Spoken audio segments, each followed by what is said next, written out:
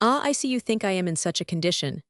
Razumihin broke in upon her thoughts, guessing them, as he strolled along the pavement with huge steps so that the two ladies could hardly keep up with him, a fact he did not observe, however. Nonsense, that is, I am drunk like a fool, but that's not it, I am not drunk from wine. It's seeing you has turned my head. But don't mind me, don't take any notice, I am talking nonsense, I am not worthy of you. I am utterly unworthy of you. The minute I've taken you home, I'll pour a couple of pailfuls of water over my head in the gutter here, and then I shall be all right. If only you knew how I love you both. Don't laugh and don't be angry. You may be angry with anyone but not with me. I am his friend and therefore I am your friend too. I want to be. I had a presentiment. Last year there was a moment. Though it wasn't a presentiment really, for you seem to have fallen from heaven. And I expect I shan't sleep all night. Zosimov was afraid a little time ago that he would go mad. That's why he mustn't be irritated. What do you say? Cried the mother. Did the doctor really say that? Asked Avditia Romanovna, alarmed. Yes, but it's not so, not a bit of it. He gave him some medicine, a powder, I saw it, and then you're coming here. Ah, it would have been better if you had come tomorrow. It's a good thing we went away. And in an hour Zosimov himself will report to you about everything. He is not drunk, and I shan't be drunk. And what made me get so tight? Because they got me into an argument, damn them. I've sworn never to argue, they talk such trash, I almost came to blows, I've left my uncle to preside. Would you believe they insist on complete absence of individualism, and that's just what they relish? Not to be themselves, to be as unlike themselves as they can.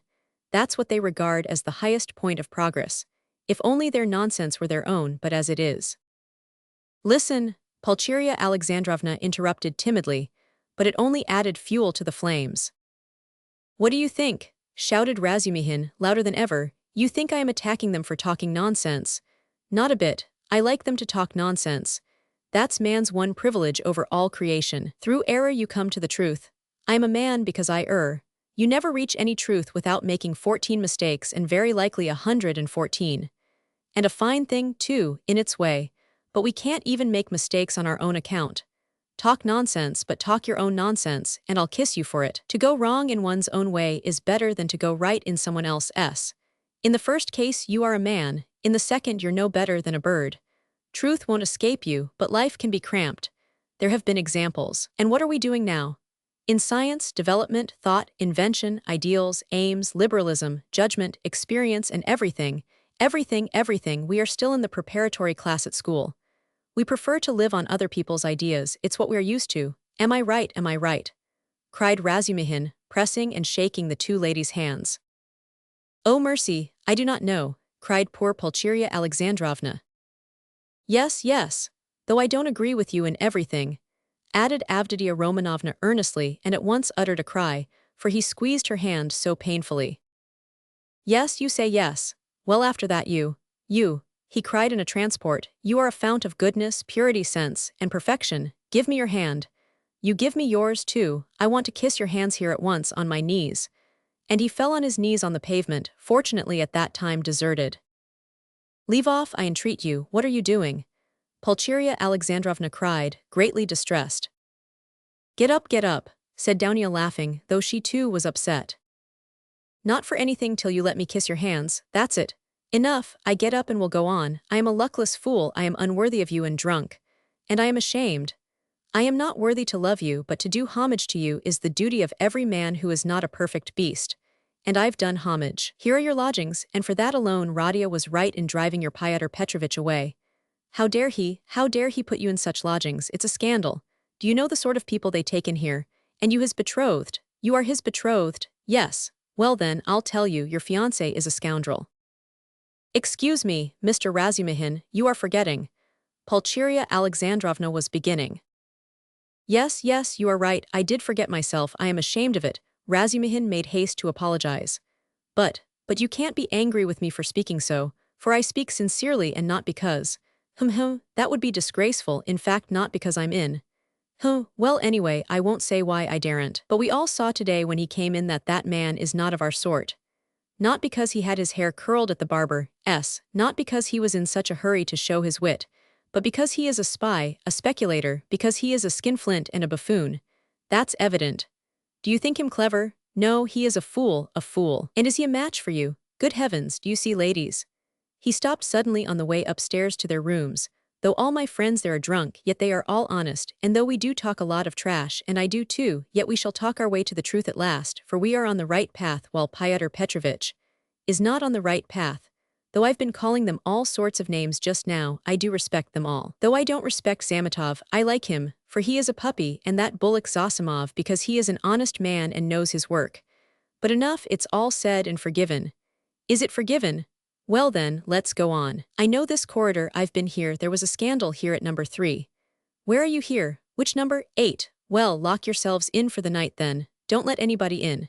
In a quarter of an hour I'll come back with news, and half an hour later I'll bring Zosimov, you'll see. Goodbye, I'll run. Good heavens, Dounia, what is going to happen? Said Pulcheria Alexandrovna, addressing her daughter with anxiety and dismay. Don't worry yourself, mother, said Dounia, taking off her hat and cape. God has sent this gentleman to our aid, though he has come from a drinking party. We can depend on him, I assure you, and all that he has done for Radia. Ah, Dounia, goodness knows whether he will come. How could I bring myself to leave Radia? And how different I had fancied our meeting.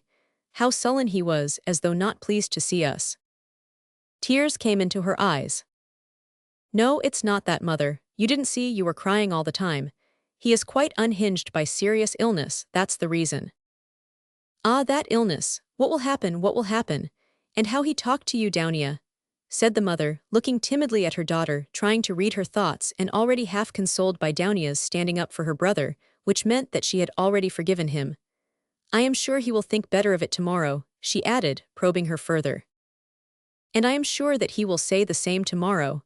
About that, Avditia Romanovna said finally, and of course there was no going beyond that, for this was a point which Pulcheria Alexandrovna was afraid to discuss. Dounia went up and kissed her mother. The latter warmly embraced her without speaking. Then she sat down to wait anxiously for Razumihin's return, timidly watching her daughter, who walked up and down the room with her arms folded, lost in thought. This walking up and down, when she was thinking, was a habit of Avditia Romanovna's, and the mother was always afraid to break in on her daughter's mood at such moments. Razumihin, of course, was ridiculous in his sudden drunken infatuation for Avditia Romanovna. Yet apart from his eccentric condition, many people would have thought it justified if they had seen Avditia Romanovna, especially at that moment when she was walking to and fro with folded arms, pensive and melancholy. Avditia Romanovna was remarkably good-looking. She was tall, strikingly well-proportioned, strong and self-reliant. The latter quality was apparent in every gesture, though it did not in the least detract from the grace and softness of her movements. In face she resembled her brother, but she might be described as really beautiful. Her hair was dark brown, a little lighter than her brother's. There was a proud light in her almost black eyes, and yet at times a look of extraordinary kindness. She was pale, but it was a healthy pallor. Her face was radiant with freshness and vigor. Her mouth was rather small. The full red lower lip projected a little, as did her chin. It was the only irregularity in her beautiful face, but it gave it a peculiarly individual and almost haughty expression. Her face was always more serious and thoughtful than gay. But how well smiles, how well youthful, light-hearted, irresponsible, laughter suited her face. It was natural enough that a warm, open, simple-hearted, honest giant like Razumihin, who had never seen anyone like her and was not quite sober at the time, should lose his head immediately. Besides, as chance would have it, he saw Dounia for the first time transfigured by her love for her brother and her joy at meeting him. Afterwards he saw her lower lip quiver with indignation at her brother's insolent, cruel and ungrateful words, and his fate was sealed. He had spoken the truth, moreover, when he blurted out in his drunken talk on the stairs that Praskovia Pavlovna, Raskolnikov's eccentric landlady, would be jealous of Pulcheria Alexandrovna as well as of Avditia Romanovna on his account. Although Pulcheria Alexandrovna was 43, her face still retained traces of her former beauty. She looked much younger than her age, indeed, which is almost always the case with women who retain serenity of spirit, sensitiveness, and pure sincere warmth of heart to old age. We may add in parenthesis that to preserve all this is the only means of retaining beauty to old age. Her hair had begun to grow gray and thin. There had long been little crow's foot wrinkles round her eyes. Her cheeks were hollow and sunken from anxiety and grief, and yet it was a handsome face. She was Dounia over again, 20 years older but without the projecting underlip. Pulcheria Alexandrovna was emotional, but not sentimental, timid and yielding, but only to a certain point. She could give way and accept a great deal even of what was contrary to her convictions, but there was a certain barrier fixed by honesty, principle, and the deepest convictions which nothing would induce her to cross.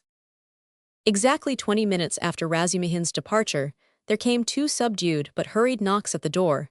He had come back. "I won't come in, I haven't time," he hastened to say when the door was opened. "He sleeps like a top, soundly, quietly, and God grant he may sleep 10 hours. Nastasia S. with him. I told her not to leave till I came. Now I am fetching Zosimov, he will report to you and then you'd better turn in. I can see you are too tired to do anything." And he ran off down the corridor.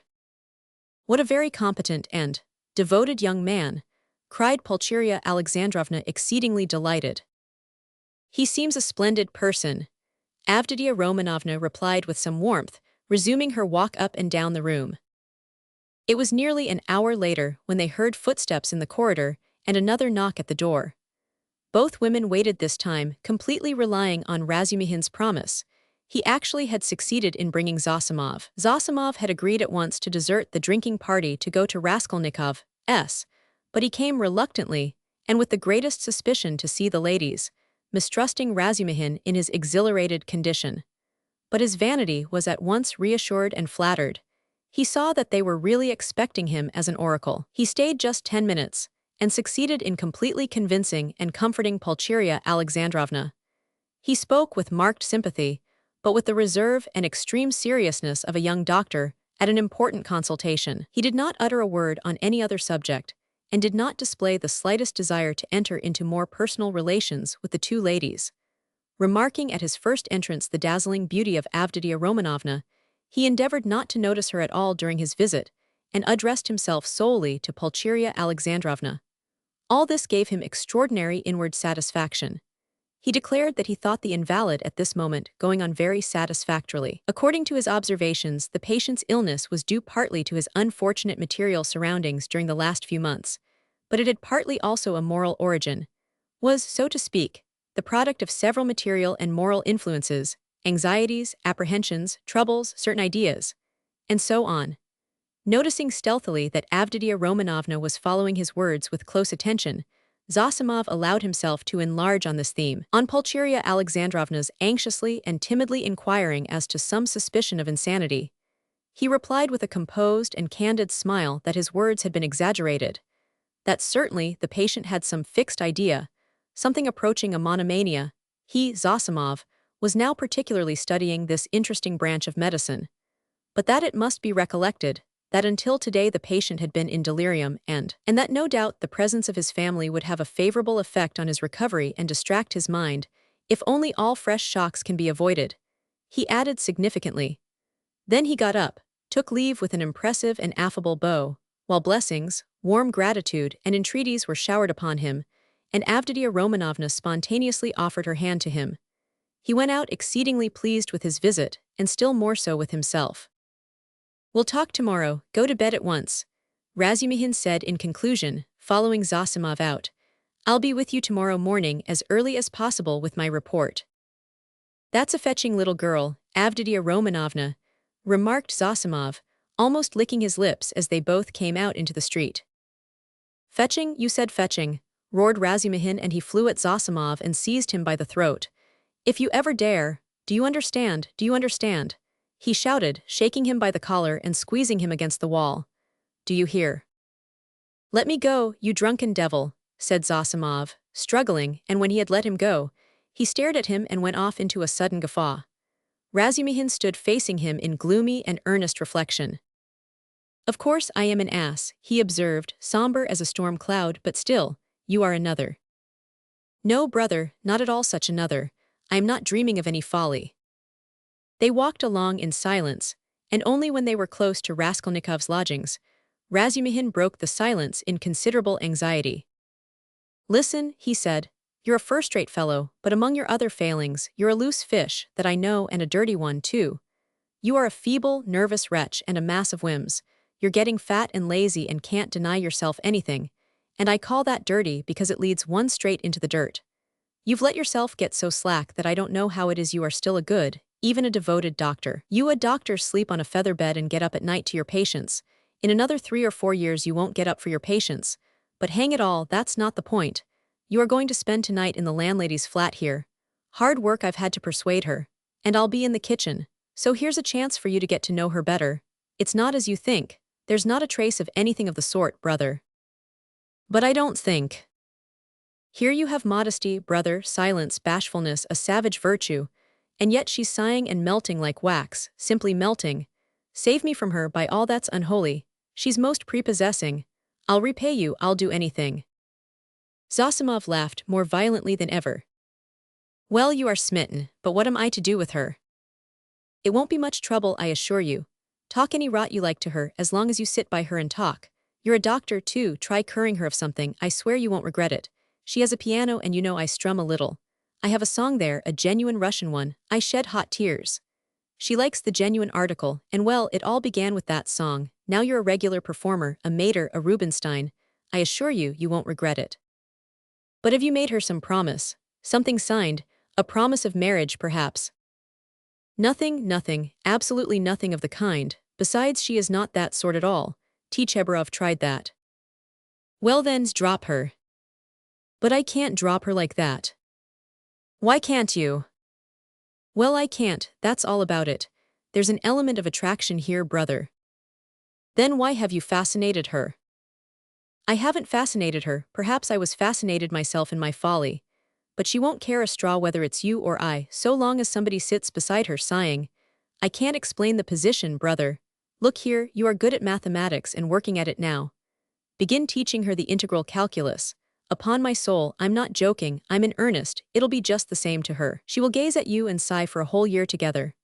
I talked to her once for 2 days at a time about the Prussian House of Lords, for one must talk of something. She just sighed and perspired. And you mustn't talk of love, she's bashful to hysterics, but just let her see you can't tear yourself away, that's enough. It's fearfully comfortable, you're quite at home, you can read, sit, lie about, write. You may even venture on a kiss if you're careful. But what do I want with her? Och, I can't make you understand. You see, you are made for each other. I have often been reminded of you. You'll come to it in the end. So does it matter whether it's sooner or later? There's the featherbed element here, brother. Och, and not only that. There's an attraction here. Here you have the end of the world, an anchorage, a quiet haven, the navel of the earth, the 3 fishes that are the foundation of the world. The essence of pancakes, of savory fish pies, of the evening samovar, of soft sighs and warm shawls, and hot stoves to sleep on. As snug as though you were dead, and yet you're alive. Advantages of both at once. Well, hang it, brother, what stuff I'm talking, it's bedtime. Listen, I sometimes wake up at night, so I'll go in and look at him. But there's no need, it's all right. Don't you worry yourself, yet if you like, you might just look in once, too. But if you notice anything, delirium or fever, wake me at once. But there can't be. Chapter 2. Razumihin waked up next morning at 8 o'clock, troubled and serious. He found himself confronted with many new and unlooked-for perplexities. He had never expected that he would ever wake up feeling like that. He remembered every detail of the previous day, and he knew that a perfectly novel experience had befallen him, that he had received an impression unlike anything he had known before.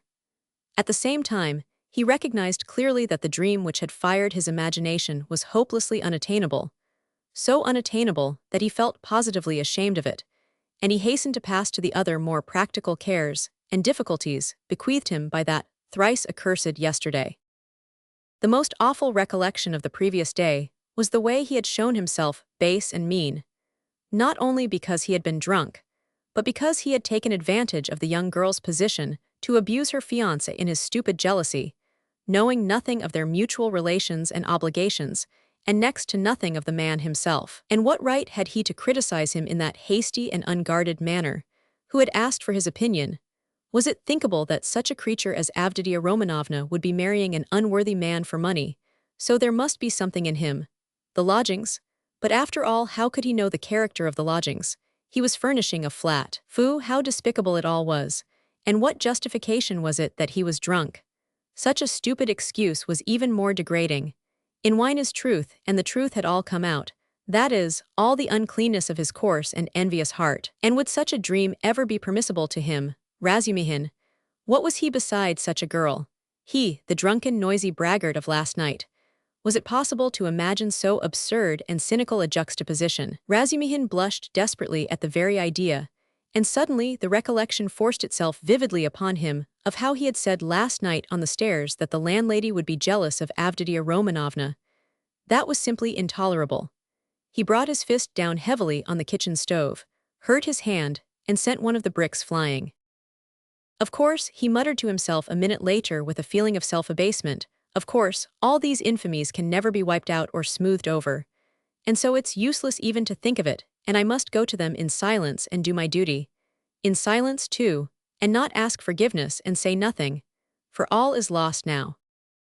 And yet as he dressed, he examined his attire more carefully than usual. He hadn't another suit. If he had had, perhaps he wouldn't have put it on. I would have made a point of not putting it on. But in any case, he could not remain a cynic and a dirty sloven. He had no right to offend the feelings of others, especially when they were in need of his assistance and asking him to see them. He brushed his clothes carefully. His linen was always decent. In that respect, he was especially clean. He washed that morning scrupulously. He got some soap from Nastasia. He washed his hair, his neck, and especially his hands. When it came to the question whether to shave his stubbly chin or not, Praskovia Pavlovna had capital razors that had been left by her late husband. The question was angrily answered in the negative. Let it stay as it is. What if they think that I shaved on purpose to? They certainly would think so, not on any account. And, the worst of it was he was so coarse, so dirty, he had the manners of a pothouse. And even admitting that he knew he had some of the essentials of a gentleman, what was there in that to be proud of? Everyone ought to be a gentleman and more than that. And all the same he remembered he too had done little things. Not exactly dishonest and yet. And what thoughts he sometimes had. And to set all that beside Avditia Romanovna. Confound it, so be it. Well, he'd make a point then of being dirty, greasy, pothouse in his manners and he wouldn't care. He'd be worse. He was engaged in such monologues when Zosimov, who had spent the night in Praskovia Pavlovna's parlor, came in. He was going home and was in a hurry to look at the invalid first. Razumihin informed him that Raskolnikov was sleeping like a dormouse. Zosimov gave orders that they shouldn't wake him and promised to see him again about 11. If he is still at home, he added. Damn it all, if one can't control one's patients, how is one to cure them? Do you know whether he will go to them or whether they are coming here?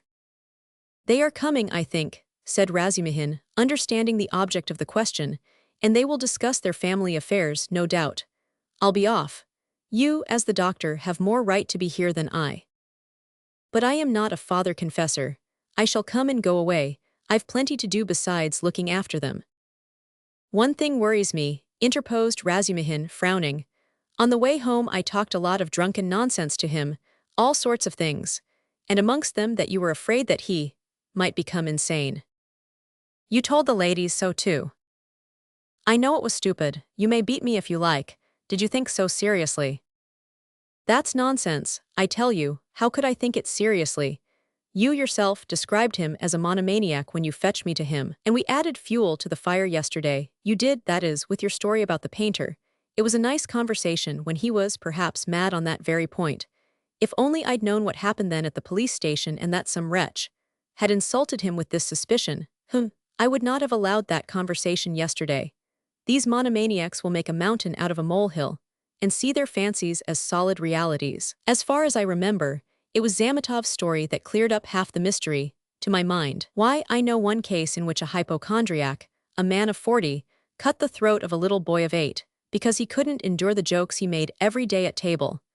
And in this case his rags, the insolent police officer, the fever and the suspicion, all that working upon a man half frantic with hypochondria and with his morbid exceptional vanity, that may well have been the starting point of illness. Well, bother it all. And by the way, that Zamitov certainly is a nice fellow, but he shouldn't have told all that last night. He is an awful chatterbox. But whom did he tell it to? You and me. And Porfiry. What does that matter? And by the way, have you any influence on them, his mother and sister? Tell them to be more careful with him today. They'll get on all right, Razumihin answered reluctantly. Why is he so set against this Luzhin? A man with money, and she doesn't seem to dislike him, and they haven't a farthing, I suppose. Eh? But what business is it of yours? Razumihin cried with annoyance. How can I tell whether they've a farthing? Ask them yourself, and perhaps you'll find out. Foo, what an ass you are sometimes. Last night's wine has not gone off yet. Goodbye, thank your Praskovia Pavlovna from me for my night's lodging. She locked herself in, made no reply to my bonjour through the door. She was up at 7 o'clock, the samovar was taken into her from the kitchen. I was not vouchsafed a personal interview. At 9 o'clock precisely, Razumihin reached the lodgings at Bakaliev's house. Both ladies were waiting for him with nervous impatience. They had risen at 7 o'clock or earlier. He entered looking as black as night, bowed awkwardly, and was at once furious with himself for it. He had reckoned without his host. Pulcheria Alexandrovna fairly rushed at him, seized him by both hands, and was almost kissing them. He glanced timidly at Avditia Romanovna, but her proud countenance wore at that moment an expression of such gratitude and friendliness, such complete and unlooked-for respect, in place of the sneering looks and ill-disguised contempt he had expected, that it threw him into greater confusion than if he had been met with abuse. Fortunately, there was a subject for conversation, and he made haste to snatch at it. Hearing that everything was going well and that Radia had not yet waked, Pulcheria Alexandrovna declared that she was glad to hear it, because she had something which it was very, very necessary to talk over beforehand. Then followed an inquiry about breakfast and an invitation to have it with them. They had waited to have it with him. Avditia Romanovna rang the bell.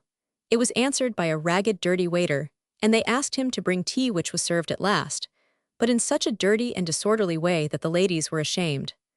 Razumihin vigorously attacked the lodgings, but remembering Luzhin, stopped in embarrassment and was greatly relieved by Pulcheria Alexandrovna's questions, which showered in a continual stream upon him.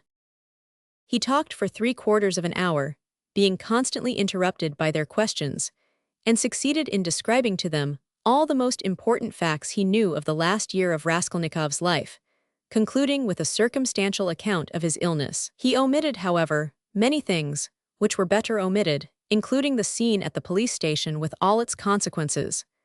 They listened eagerly to his story, and when he thought he had finished and satisfied his listeners, he found that they considered he had hardly begun. Tell me, what do you think? Excuse me, I still don't know your name," Pulcheria Alexandrovna put in hastily. "Dmitri Prokofitch." "I should like very, very much to know Dmitri Prokofitch. How he looks. On things in general now, that is, how can I explain what are his likes and dislikes? Is he always so irritable? Tell me, if you can, what are his hopes and, so to say, his dreams? Under what influences is he now? In a word, I should like." "Ah, mother, how can he answer all that at once?" observed Dounia. "Good heavens, I had not expected to find him in the least like this, Dmitri Prokofitch." "Naturally," answered Razumihin. "I have no mother, but my uncle comes every year, and almost every time he can scarcely recognize me, even in appearance, though he is a clever man, and your 3 years' separation means a great deal. What am I to tell you? I have known Rodion for a year and a half. He is morose, gloomy, proud and haughty, and of late, and perhaps for a long time before, he has been suspicious and fanciful. He has a noble nature and a kind heart. He does not like showing his feelings and would rather do a cruel thing than open his heart freely. Sometimes, though, he is not at all morbid, but simply cold and inhumanly callous. It's as though he were alternating between two characters. Sometimes he is fearfully reserved. He says he is so busy that everything is a hindrance, and yet he lies in bed doing nothing. He doesn't jeer at things, not because he hasn't the wit, but as though he hadn't time to waste on such trifles. He never listens to what is said to him. He is never interested in what interests other people at any given moment. He thinks very highly of himself, and perhaps he is right. Well, what more? I think your arrival will have a most beneficial influence upon him." "God grant it may," cried Pulcheria Alexandrovna, distressed by Razumihin's account of her Radia. And Razumihin ventured to look more boldly at Avditia Romanovna at last. He glanced at her often while he was talking, but only for a moment, and looked away again at once. Avditia Romanovna sat at the table, listening attentively, then got up again and began walking to and fro with her arms folded and her lips compressed, occasionally putting in a question, without stopping her walk. She had the same habit of not listening to what was said. She was wearing a dress of thin dark stuff, and she had a white transparent scarf round her neck. Razumihin soon detected signs of extreme poverty in their belongings. Had Avditia Romanovna been dressed like a queen, he felt that he would not be afraid of her, but perhaps just because she was poorly dressed, and that he noticed all the misery of her surroundings. His heart was filled with dread, and he began to be afraid of every word he uttered, every gesture he made, which was very trying for a man who already felt diffident. You've told us a great deal that is interesting about my brother's character, and have told it impartially. I am glad. I thought that you were too uncritically devoted to him, observed Avditia Romanovna with a smile. I think you are right that he needs a woman's care, she added thoughtfully. I didn't say so, but I dare say you are right only. What? He loves no one and perhaps he never will, Razumihin declared decisively. You mean he is not capable of love? Do you know, Avditia Romanovna, you are awfully like your brother, in everything indeed. He blurted out suddenly to his own surprise, but remembering at once what he had just before said of her brother, he turned as red as a crab and was overcome with confusion. Avditia Romanovna couldn't help laughing when she looked at him. You may both be mistaken about Radia, Pulcheria Alexandrovna remarked, slightly piqued. I am not talking of our present difficulty, Dounia. What Fyodor Petrovich writes in this letter and what you and I have supposed may be mistaken, but you can't imagine, Dmitri Prokofitch, how moody and, so to say, capricious he is. I never could depend on what he would do when he was only 15. And I am sure that he might do something now that nobody else would think of doing. Well, for instance, do you know how a year and a half ago he astounded me and gave me a shock that nearly killed me when he had the idea of marrying that girl? What was her name? His landlady's daughter. Did you hear about that affair? Asked Avditia Romanovna. Do you suppose, Pulcheria Alexandrovna continued warmly, do you suppose that my tears, my entreaties, my illness, my possible death from grief, our poverty would have made him pause? No, he would calmly have disregarded all obstacles. And yet it isn't that he doesn't love us. He has never spoken a word of that affair to me, Razumihin answered cautiously. But I did hear something from Praskovia Pavlovna herself, though she is by no means a gossip, and what I heard certainly was rather strange. And what did you hear? Both the ladies asked at once. Well, nothing very special. I only learned that the marriage, which only failed to take place through the girl's death, was not at all to Praskovia Pavlovna's liking. They say, too, the girl was not at all pretty, in fact I am told positively ugly, and such an invalid, and queer. But she seems to have had some good qualities. She must have had some good qualities or it's quite inexplicable. She had no money either and he wouldn't have considered her money, but it's always difficult to judge in such matters. I am sure she was a good girl, Avditia Romanovna observed briefly. God forgive me, I simply rejoiced at her death. Though I don't know which of them would have caused most misery to the other, he to her or she to him, Pulcheria Alexandrovna concluded. Then she began tentatively questioning him about the scene on the previous day with Luzhin, hesitating and continually glancing at Dounia, obviously to the latter's annoyance. This incident more than all the rest evidently caused her uneasiness, even consternation. Razumihin described it in detail again, but this time he added his own conclusions. He openly blamed Raskolnikov for intentionally insulting Fyodor Petrovich, not seeking to excuse him on the score of his illness. He had planned it before his illness, he added. I think so too, Pulcheria Alexandrovna agreed with a dejected air, but she was very much surprised at hearing Razumihin express himself so carefully and even with a certain respect about Fyodor Petrovich. Avditia Romanovna, too, was struck by it. So this is your opinion of Fyodor Petrovich? Pulcheria Alexandrovna could not resist asking. I can have no other opinion of your daughter's future husband, Razumihin answered firmly and with warmth, and I don't say it simply from vulgar politeness but simply because Avditia Romanovna has of her own free will deigned to accept this man.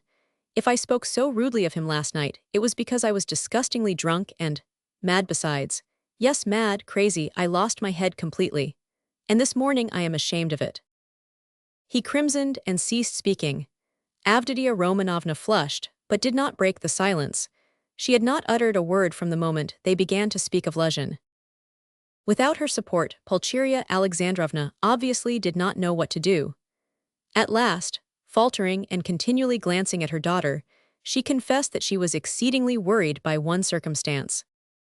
You see, Dmitri Prokofitch, she began, I'll be perfectly open with Dmitri Prokofitch, Dounia. Of course, mother, said Avditia Romanovna emphatically. This is what it is, she began in haste, as though the permission to speak of her trouble lifted a weight off her mind. Very early this morning, we got a note from Fyodor Petrovich in reply to our letter announcing our arrival. He promised to meet us at the station, you know. Instead of that, he sent a servant to bring us the address of these lodgings and to show us the way. And he sent a message that he would be here himself this morning. But this morning this note came from him. You'd better read it yourself. There is one point in it which worries me very much. You will soon see what that is, and tell me your candid opinion, Dmitri Prokofitch. You know Radia's character better than anyone, and no one can advise us better than you can. Daunia, I must tell you, made her decision at once, but I still don't feel sure how to act, and I've been waiting for your opinion. Razumihin opened the note, which was dated the previous evening, and read as follows. Dear Madam, Pulcheria Alexandrovna, I have the honor to inform you that owing to unforeseen obstacles, I was rendered unable to meet you at the railway station. I sent a very competent person with the same object in view. I likewise shall be deprived of the honor of an interview with you tomorrow morning by business in the Senate that does not admit of delay, and also that I may not intrude on your family circle while you are meeting your son, and Avditia Romanovna her brother. I shall have the honor of visiting you and paying you my respects at your lodgings not later than tomorrow evening at 8 o'clock precisely, and herewith I venture to present my earnest, and, I may add, imperative request that Rodion Romanovich may not be present at our interview, as he offered me a gross and unprecedented affront on the occasion of my visit to him in his illness yesterday. And moreover, since I desire from you personally an indispensable and circumstantial explanation upon a certain point, in regard to which I wish to learn your own interpretation, I have the honor to inform you, in anticipation, that if in spite of my request I meet Rodion Romanovich, I shall be compelled to withdraw immediately, and then you have only yourself to blame. I write on the assumption that Rodion Romanovich, who appeared so ill at my visit, suddenly recovered 2 hours later and so, being able to leave the house, may visit you also. I was confirmed in that belief by the testimony of my own eyes, in the lodging of a drunken man who was run over and has since died, to whose daughter, a young woman of notorious behavior, he gave 25 rubles on the pretext of the funeral, which gravely surprised me, knowing what pains you were at to raise that sum. Herewith expressing my special respect to your estimable daughter, Avditia Romanovna, I beg you to accept the respectful homage of your humble servant, P. Luzhin. What am I to do now, Dmitri Prokofitch? Began Pulcheria Alexandrovna, almost weeping. How can I ask Radia not to come? Yesterday he insisted so earnestly on our refusing Fyodor Petrovich, and now we are ordered not to receive Radia.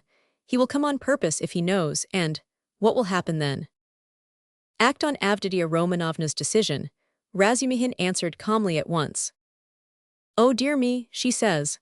Goodness knows what she says. She doesn't explain her object. She says that it would be best, at least, not that it would be best, but that it's absolutely necessary that Radia should make a point of being here at 8 o'clock and that they must meet. I didn't want even to show him the letter, but to prevent him from coming by some stratagem with your help.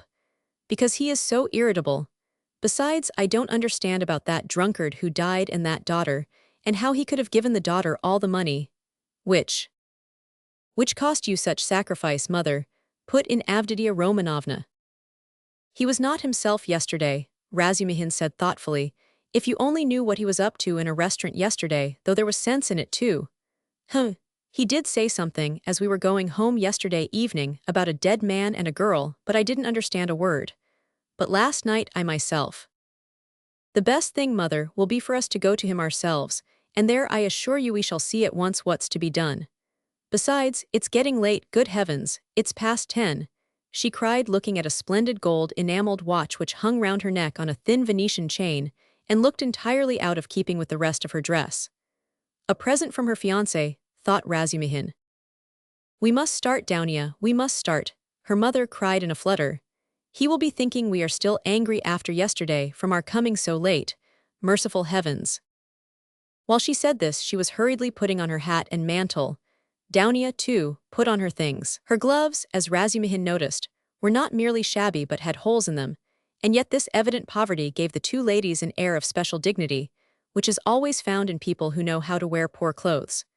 Razumihin looked reverently at Daunia and felt proud of escorting her. The queen who mended her stockings in prison, he thought, Must have looked then every inch a queen, and even more a queen than at sumptuous banquets and levees. "My God!" exclaimed Pulcheria Alexandrovna. "Little did I think that I should ever fear seeing my son, my darling, darling Radia. I am afraid, Dmitri Prokofitch," she added, glancing at him timidly. "Don't be afraid, mother," said Dounia, kissing her. "Better have faith in him." "Oh dear, I have faith in him, but I haven't slept all night," exclaimed the poor woman. They came out into the street. "Do you know, Dounia, when I dozed a little this morning I dreamed of Marfa Petrovna. She was all in white. She came up to me, took my hand and shook her head at me, but so sternly as though she were blaming me. Is that a good omen? Oh dear me. You don't know, Dmitri Prokofitch, that Marfa Petrovna's dead." "No, I didn't know. Who is Marfa Petrovna?" "She died suddenly, and only fancy." "Afterwards, Mama," put in Dounia. "He doesn't know who Marfa Petrovna is." "Ah, you do know, and I was thinking that you knew all about us. Forgive me, Dmitri Prokofitch, I don't know what I am thinking about these last few days. I look upon you really as a providence for us, and so I took it for granted that you knew all about us. I look on you as a relation. Don't be angry with me for saying so. Dear me, what's the matter with your right hand? Have you knocked it?" "Yes, I bruised it," muttered Razumihin overjoyed. "I sometimes speak too much from the heart so that Dounia finds fault with me. But dear me, what a cupboard he lives in. I wonder whether he is awake. Does this woman, his landlady, consider it a room? Listen, you say he does not like to show his feelings, so perhaps I shall annoy him with my weaknesses. Do advise me, Dmitri Prokofitch, how am I to treat him? I feel quite distracted, you know." "Don't question him too much about anything if you see him frown. Don't ask him too much about his health. He doesn't like that." "Ah, Dmitri Prokofitch, how hard it is to be a mother, but here are the stairs. What an awful staircase." "Mother, you are quite pale, don't distress yourself, darling," said Dounia, caressing her, then with flashing eyes she added, "He ought to be happy at seeing you, and you are tormenting yourself so. Wait, I'll peep in and see whether he has waked up." The ladies slowly followed Razumihin, who went on before, and when they reached the landlady's door on the 4th story, they noticed that her door was a tiny crack open, and that 2 keen black eyes were watching them from the darkness within. When their eyes met, the door was suddenly shut with such a slam that Pulcheria Alexandrovna almost cried out. Chapter 3. "He is well, quite well," Zosimov cried cheerfully as they entered.